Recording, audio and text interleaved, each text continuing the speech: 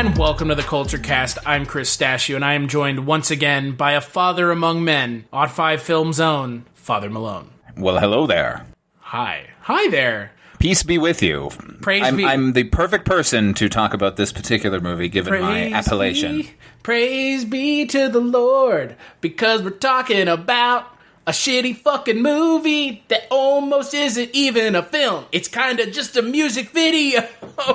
Ain't it? Oh, ain't it? So we are in the home stretch of Arquette August, where we're talking about Patricia Arquette's filmography. And we are talking about a film that I probably could have gone my entire life without seeing. We're talking about Stigmata.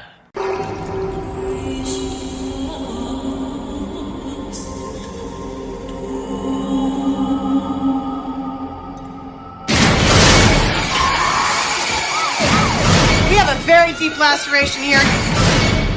Both wounds are identical, the same size, same shape. You think I did this? What's happening in your life, Frankie?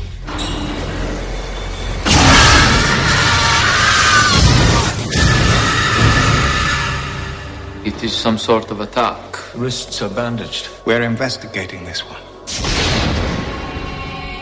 Miss Page, I travel around the world investigating miracles. Do you know what the stigmata are? 5 wounds. His back was scourged by whips. There were nails driven through his hands and feet. Only deeply devoted people have been afflicted with these wounds. Which church do you attend? I don't go to church. All stigmatics suffer the most intense demonic attacks.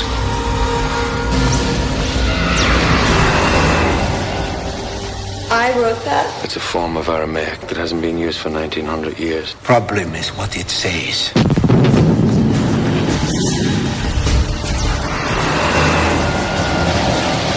It was written entirely in the language of Jesus, written in the first person. There are some in the Vatican who believe that this could destroy the church.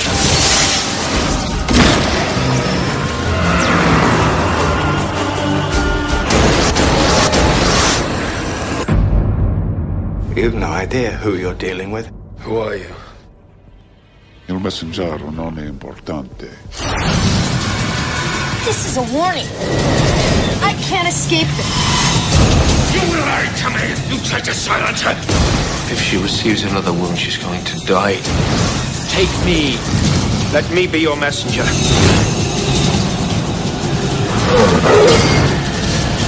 How's your faith these days, Father?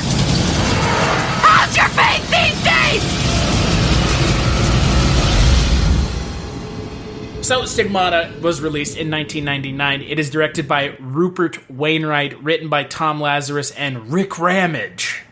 Stars Patricia Arquette, Gabriel Byrne, and Jonathan Pryce.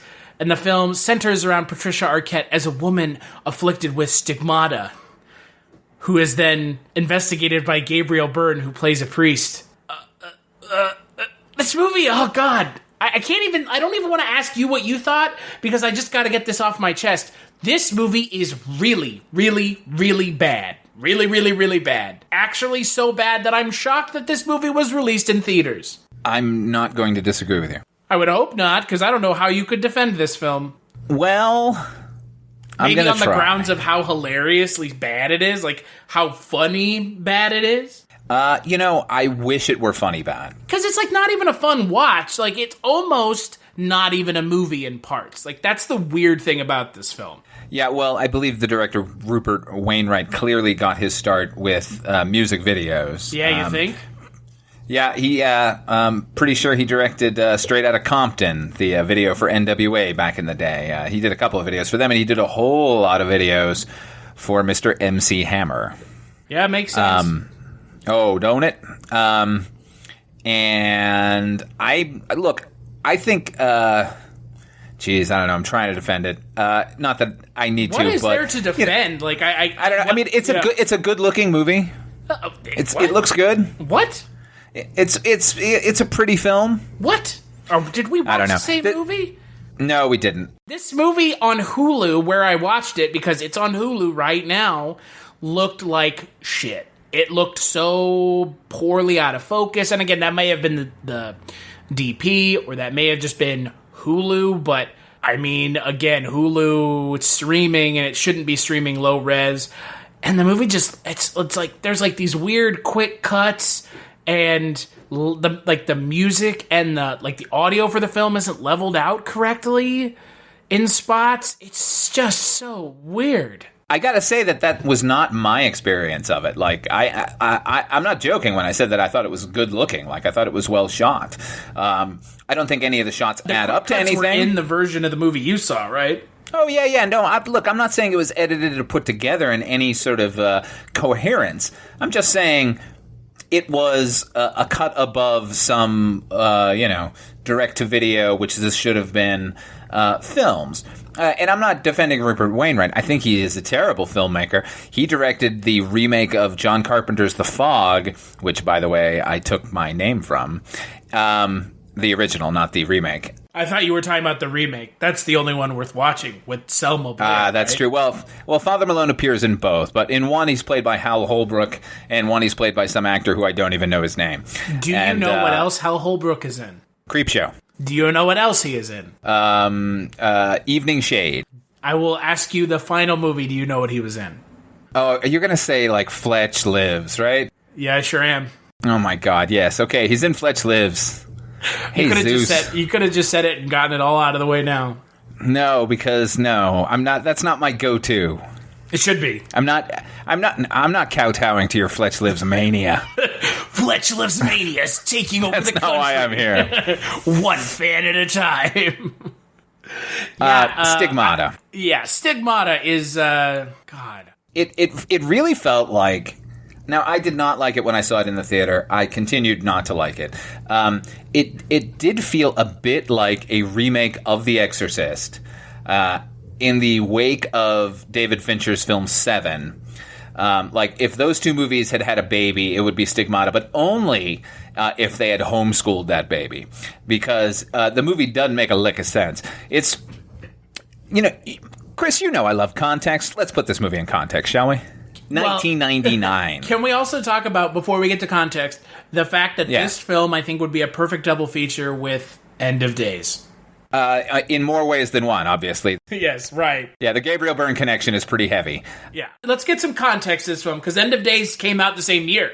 Coincidence? Same year, and dealing with a lot of the same issues. Yet, End of Days is a much better film, because at least End of Days gave us some quotable Arnold Schwarzenegger lines that are pretty funny outside of context. Yeah, and he had that beard. That's true. You're a fucking choir boy compared to me, eh? Choir boy. I mean, there's some really great out-of-context Arnold in that film. However, this... No, there's nothing quotable in this film. Not at all. Look, as we crept closer to the year 2000, I think there was a whole lot of pre-millennial hysteria in the air. And people were starting to look around at what was available to them as not necessarily potentially a solution to those problems, but I think we were looking a little more closely at some of the more obscure texts and tracks biblically. Clearly, look, The X-Files came on much earlier than this, but that sort of fed into it too, all these conspiracy theories. I think Chris Carter did a much better version of what this thing was sort of reaching for on occasion on his television series Millennium. And clearly this is also the same time that I believe that Dan Brown wrote his awful Da Vinci Code book. How dare you speak ill will of Dan Brown, sir? Oh, that's so He is a literary so genius. Yeah, okay. Remember when Ron Howard directed his adaptation of the book? That was a thing. That was a thing. And then the sequel. And yes, and then probably the third and fourth as well. Because Ron Howard is a corporate shill. I don't know. But you won't say that because you like Solo. No, I'm not saying it because of Solo, although, by the way, I did watch Solo again last night. I really like it. Anyway. Oh, I swear to God. No, it's a good movie. If you go back... Just because you say it really fast and don't let me say anything after the fact does not make it a true statement. It is the truth. The fact is, look, man, everything is subjective, and subjectively here, you're wrong. Subjectively, Solo is a good movie. It's a subjectively bad piece of shit. No, it's good. It's fun. Just boring. It's fun. Alden Ehrenreich is really good as Solo. It's a fun film. I think it has problems, but And I don't think it was such a financial success. We're getting a bunch of sequels, right? You know what, man? We do not judge films on their financial success. You know we should not do that. I know we shouldn't do it, but it's always funny to say that because that's always we shouldn't say that just because it's funny to say. All right, fine. What was my point? Who cares? It doesn't matter. We give you some context here. So if you're not familiar with 1999 and 2001, if you're a little young for that, I would say that's similar to what happened in 2012, like leading up to 2012 with like Knowing and that 2012 film that is a film that does exist that you can watch. I don't know why you would, but you could watch it if you wanted to. Oh, that's a great movie. Can't tell if kidding. I hope you are. Oh yeah. No, that's a garbage film. Roland, I believe that's what Roland Emmerich. Roland Emmerich, yes. It's got good old John Cusack in it though. I can watch him do anything. Action star John Cusack has an unfamiliar ring to it, doesn't it? It does and should continue. So yeah, I mean, look, you know what? I get why this movie got made. People were sort of looking around and trying to clutch on to something, particularly. The Gnostic Gospels, they've been around forever, but, they sort of came into a kind of vogue in the mid to late 90s where we were looking at the fact that at the Council of Nicaea, listen, I'm sort of a religious nerd in a way,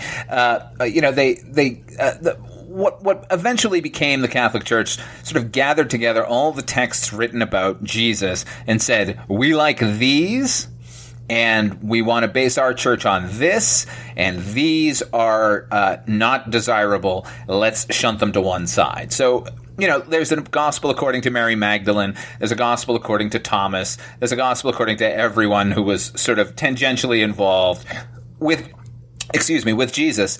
And so this film is based on one of those texts. Where filmmakers tend to make a mistake, and Dan Brown did this as well, is the idea of the knowledge that is contained in those Gospels is somehow going to rip the world apart or destroy the church.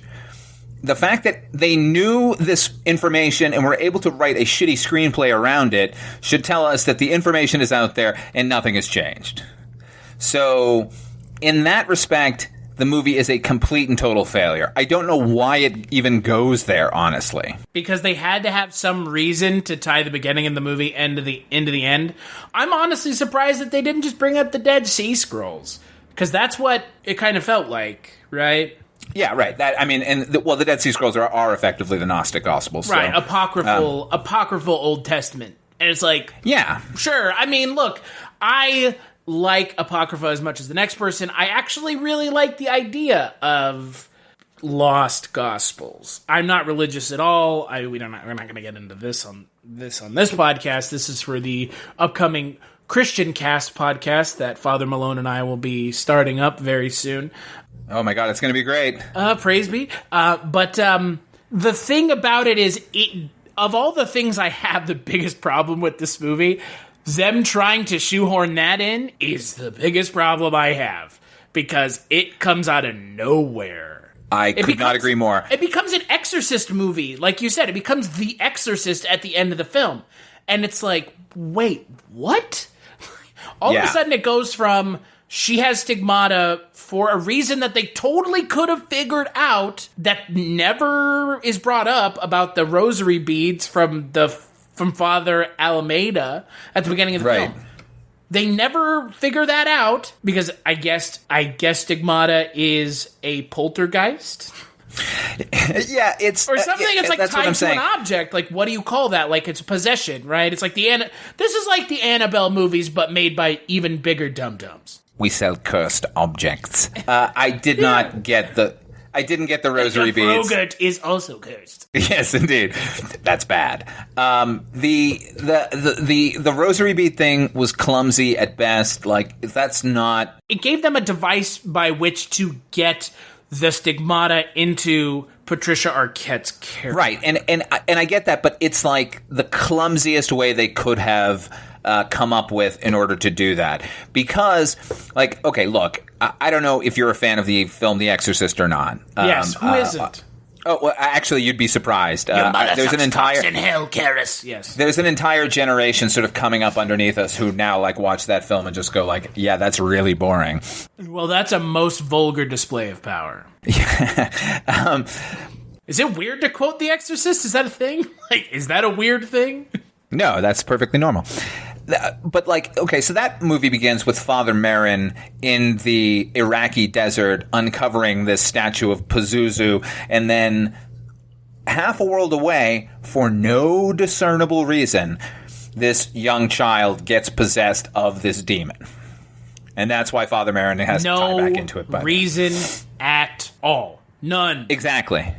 And you know what? That, to me, and I guess to an entire generation, is the most terrifying possibility ever. Are we of the mindset that he freed Pazuzu? That's how I took it. Okay, because I'm in the same boat. I'm just making sure, not that it matters, and not that this is The Exorcist, which we have never talked about on this podcast, and I don't know if we should, because at this point, like, what is there to say? It's kind of been disseminated to death. Yeah, like, what is there to say about one of the greatest films ever made? Like, it truly is a masterpiece. And look, I will go on record and say I don't find it much of a horror movie, because I think calling it a horror movie automatically diminishes what William Peter Blatty and William Friedkin bring to it, which I know is not a popular thing. Ugh, fine, fuck off.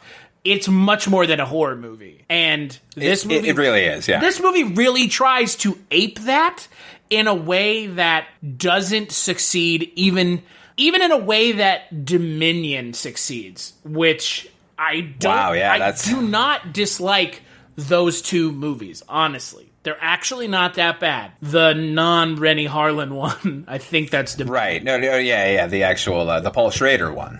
Right. It's not bad. Yeah. Like, it's honestly kind of an interesting idea. Yeah. And it was taking place in, mid-2000s was when it was made, so it was that whole everybody needs a fucking prequel to their story, which varying degrees of success. We've seen the Hannibal TV show come out of that, and we also saw Hannibal Rising, but it was doing something different in a way that worked, and this film tried to do something different, and it is just so bland. And it is wanted to be a horror movie. It should have just been a horror movie. Because I agree. That's what it's trying to be, and that's what IMDb and Wikipedia both have it classified as a supernatural horror movie, but it is a horrible movie. Boom. Yeah, there are zero scares in the film.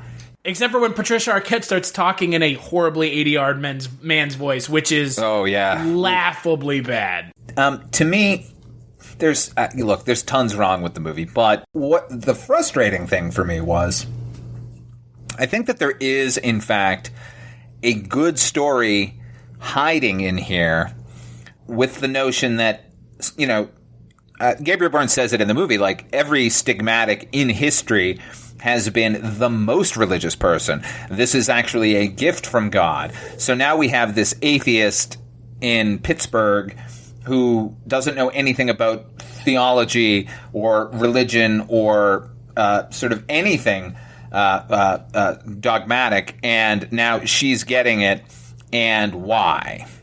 I think there was an interesting story in there. And the why she got a rosary sent to her, and that right, and that's the thing. So the writers came up with the reason, as opposed to, and they came up with a sort of bullshit MacGuffin of a reason, rather than sort of delving into theologically why this could have happened. And look. The thing is, like, they keep showing her character, like, every time she's walking down the street, she's handing a homeless person something. So it could be just this is a decent human being living in this world, and that's why she's chosen by God. And it also could have been terrifying, because, it has to be a scary experience. Suddenly bleeding from your limbs and head. And the idea that stigmatics are... because they're chosen by God, they're also chosen by demonic forces, like as a kind of a chess piece between God and these demons. And just being alone and having to deal with that and seeing these horrible things happening, if whether they're in your mind or not, it could have been mined for something really great. I'm making the movie sound much better than it is, I guess, but what I'm describing does not exist in the film. These ideas were kind of in there maybe by happenstance. So in that way, it's very frustrating. Also, on a complete and total sidetrack, she should call her landlord and have her roof fixed. Right. I mean, what the fuck? The ultimate failure of this film is that it came out in 1999, a year that is widely considered to be one of the greatest years of, like, modern cinema, contemporary cinema. Well, because Phantom Menace came out. Yes. One of the... Let's not talk about Phantom Menace, because I have an unpopular opinion on it, so... Oh, shit! It's not unpopular. The movie is a tremendous failure, but it is... I give George Lucas all the credit in the world for making the film he wanted to make, which is... Kudos to you. You made the film you wanted to make, and nobody challenged you on it. Congratulations. I don't know how controversial that is. I mean, if it is, then people are dumb, because I kind of agree with that. Let's not get off on a huge Star Wars tangent here. Fruit. Yeah. I mean, you know what? People wanted what they had already gotten, and he wasn't interested in giving that. And I applaud him there as well. Just wait 15 years, and J.J. Abrams will give you exactly what you want. Exactly the same shit. And then you'll complain about that, too. You sons of bitches. And then Rian Johnson gives you what you don't want, and you complain about that. Like, God. It's so stupid. Well, you know what? You know what it is, Chris? It's a couple things. I think it's that people are trying to be as wowed as they were when they were like 6 years old, and that's never going to happen, and they cannot accept that, and they really need to. The other thing is the internet has made everyone's opinion valid in their own minds. So they think that their fan fiction script for the next Star Wars movie is more valid than what we're being given, and that's also not true, and everyone needs to accept both of those things. Back to Stigmata. Okay. Oh, yeah, that movie. Something I'm thinking about here. Would this film not have benefited from and you're going to laugh at this, a Dan Brown-esque assassin character? Given the story that eventually played out at the end, where we discover that there is this conspiracy going on within the Vatican which happens to suppress in the last 5 minutes of this goddamn movie. It's what it feels like. Yes. Given that there should have been some antagonist other than what she's going through. The sort of Stigmata itself seems to be the villain in the film. But the thing is, like, it ends up turning out that the Stigmata is not bad, which is the weird thing, right? Like, it is. I could not tell by the end of the movie if the Stigmata was supposed to be bad. I'm siding on the side of, the Stigmata was meant to, lead Gabriel Byrne's character on a journey of discovery to find that the church is covering things up, which means the Stigmata is not bad. Why it tries to kill her at the end is a different story. Yeah. The weird thing is, if they wanted to just do a story about how the Vatican is covering up this knowledge, they already had the character in the form of Gabriel Byrne's character, who is the scientific priest and is already questioning his faith. Now, if he had started getting Stigmata, and we dealt like almost primarily within the Vatican, and him having to deal with them and questions of faith and everything, that could have been really interesting. But they were not interested in telling that story. They just wanted a pretty girl at the center. And it's very muddled and not very well thought out. Clearly, these guys got their hands on a copy of the Gospel of St. Thomas, which, by the way, has been around since 1945. Like, it's not that hard to find. If you wanted to read it, you could have. So this idea that we're uncovering this secret knowledge that must be suppressed is sort of ridiculous at its core. And I don't know. There could have been a good movie here, and I just don't know where it was, because it wasn't what we got on screen. There were a couple of moments in the movie where Patricia Arquette is, she's an effortlessly charming actress. You would not be able to tell that from this film. No, you wouldn't. There are a couple of scenes, this is my point, like a couple of times where she's sort of kind of that effervescence that she has sort of comes through, and you think like, oh my God, why weren't we getting that from the very beginning so that we could feel her pain as these things happen? What we got was the sort of typical kind of super cool girl who's drunk and at the club. And by the way, it wasn't this every club in the 90s. Evidently, it was all chain link fence and spotlights everywhere. The chain link fence, man. I wasn't even able to go to clubs in the 90s, but oh my God, that's what I imagined. I imagine every club in the 90s was just the club from the Roxbury in Night at the Roxbury, and they kind of all look like it. They kind of all do in movies, but you know what? I was in Los Angeles in the 90s, and look, I'm not going to say I didn't go to Pittsburgh. I was not in Pittsburgh. Well, see, maybe Pittsburgh was its own thing. Maybe so, but... Oof. By the way, seems to rain a lot in Pittsburgh, doesn't it? Right, but it never rains in California. That's true. Maybe they should have said it in California. The other thing I find funny about this movie is Enrico Colantoni is in it. Why? Like, what? Did you get lost? He's a working actor. Yeah, but, I mean, just shoot me, man. Come on. I know, he's great in that. He's great in everything. He's not great in this. But there's nothing. No, because he's given nothing to do, man. Like, and there are, look, you got Jonathan Pryce here as the villain. I love Jonathan Pryce, man. I think he's fucking phenomenal. And even he can't really do anything with the part that they gave him. I mean, you have Rade Serbidzgia as well, who's great in everything, another great character actor.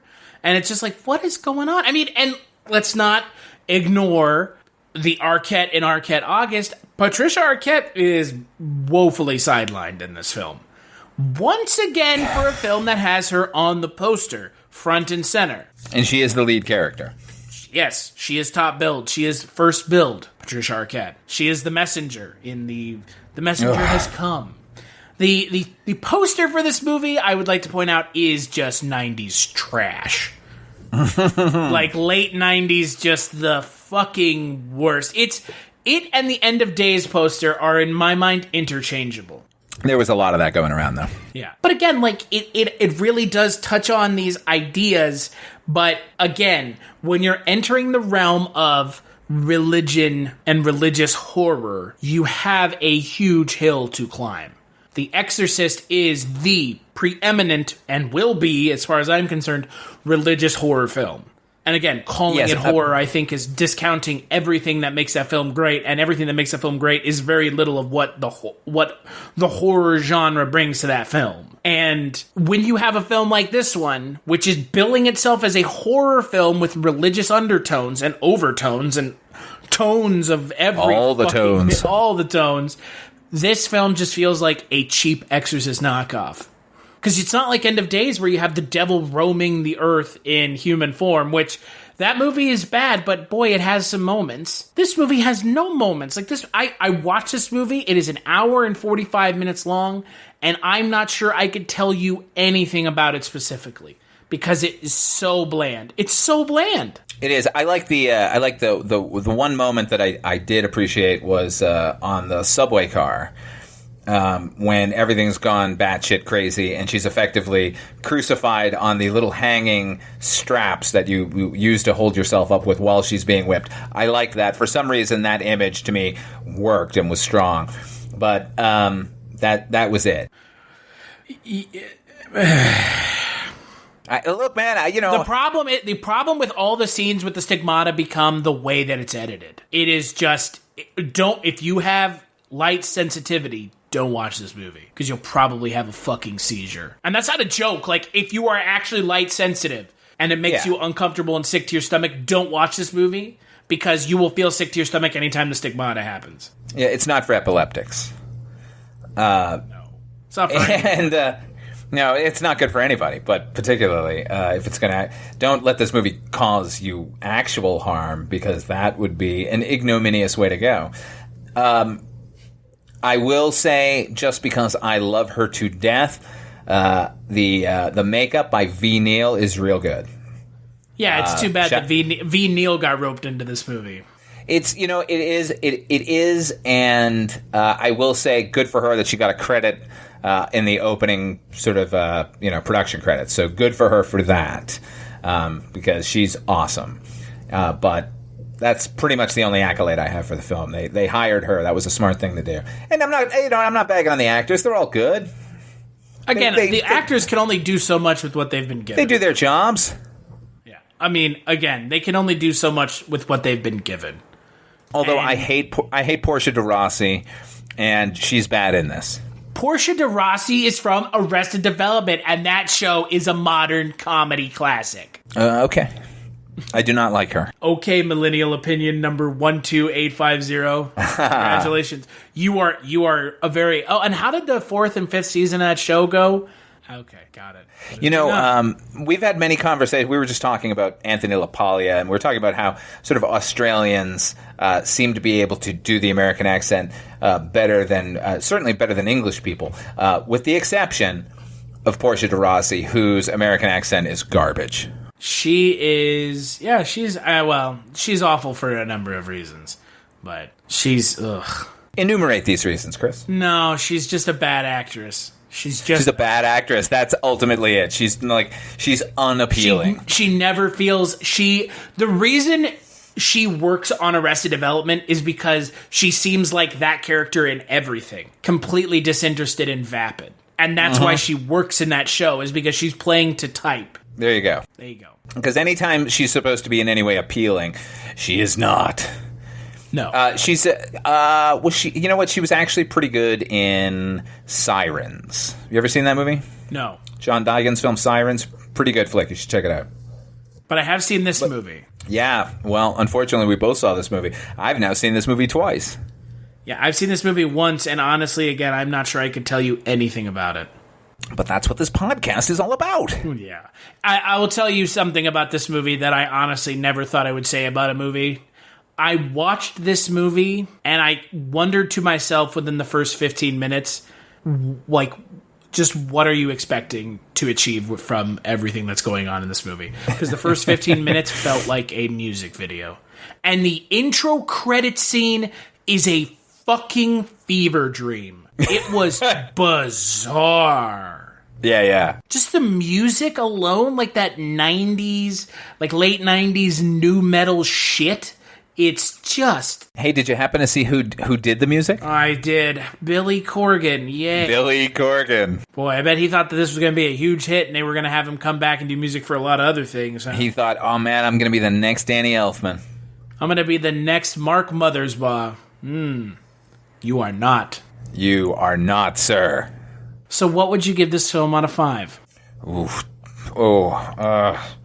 That's tough, man. I want to say 2, but that might be too much.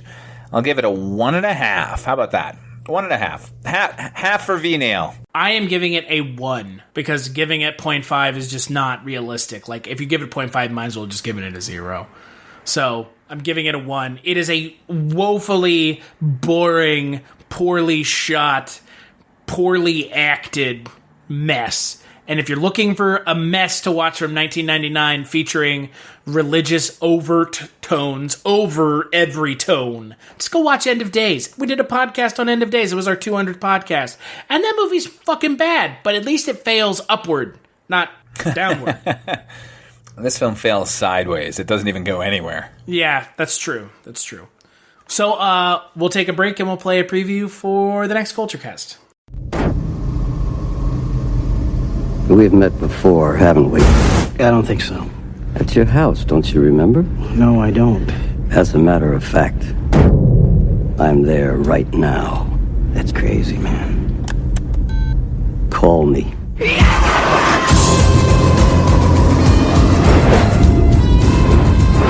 I like that. I think there's no such thing as a bad coincidence.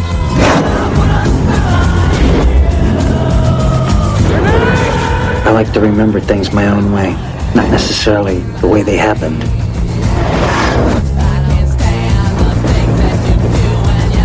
Someone broke in and taped us while we slept. Is that you? Are both of them you? We have to get out of here. Why didn't you tell me anything? It's been a pleasure talking to you.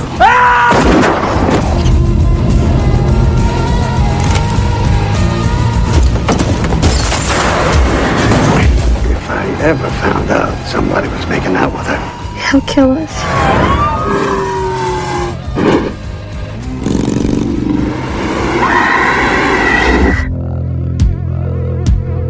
I told you I was here. What'd you do then? Ask me.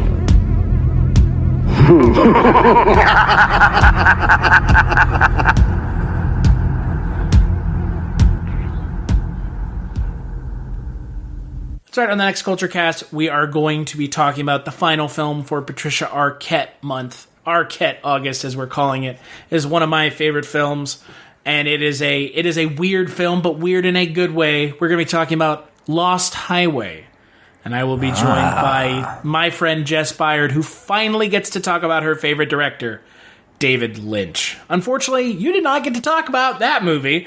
But until then, until the next time you're on the Culture Cast, where can people find you, Father Malone? You can always check me out on my YouTube channel at Five Films. You can also hear me over on 2 other podcasts, both featuring you, Chris. There is Chronicles from the Crypt about the HBO television series Tales from the Crypt, and we also do one called Dreams for Sale, the Twilight Zone 85 podcast, which we do with Mr. Mike White. And those are good podcasts. You should go listen to them. Yeah, those are good podcasts. I've been listening to them a lot lately. They're real good. Yeah, that's some grade A shilling right there. I'm patting myself on the back. And if you're looking for me, I am over on Twitter at casualty_Chris. I do another podcast called The One Season Show, where I talk about TV shows that only lasted one season with my friend Jess Byard. And I'm on the Kolchak Tapes, where I talk about Kolchak the Night Stalker with the aforementioned Mike White. Head on over to culturecast.com, where you can find more episodes of this show. And you'll also find some links over to Patreon, where you can kick us a couple dollars. Every little bit helps, or just listen to the podcast. We make money off of that too. It's just a little bit. Every little listen counts. But if you want to go to Patreon, you can force us to watch the movie you pick. So if that's a thing you're into, by all means. The only rule is it can't be porn. Like, it just can't be hardcore porn or softcore porn. It can be films that have nudity in them, so like any 80s horror movies, but just no like anal gaping horrors 4, because that's just, I mean, you know, the cinematography is great, but we're not going to be doing that anytime soon. But like Skinemax films from the early 80s are on the table, right? I don't know. What's Skinemax? I'm just Skinemax. Cinemax. I'm sure you've heard of HBO, and they had a sister Game show. of Thrones? Yeah, no. You like Game of Thrones. Don't lie. Don't lie to me. And don't lie to the people listening to this podcast. You I'll can lie to whoever I yourself, goddamn want. but you can't lie to me or them, sir. I will lie. I'll lie like a rug. And big thanks as always to _91 for Thunderous, which we use as the intro, outro for the Culture Cast. And we'll catch you on the next episode.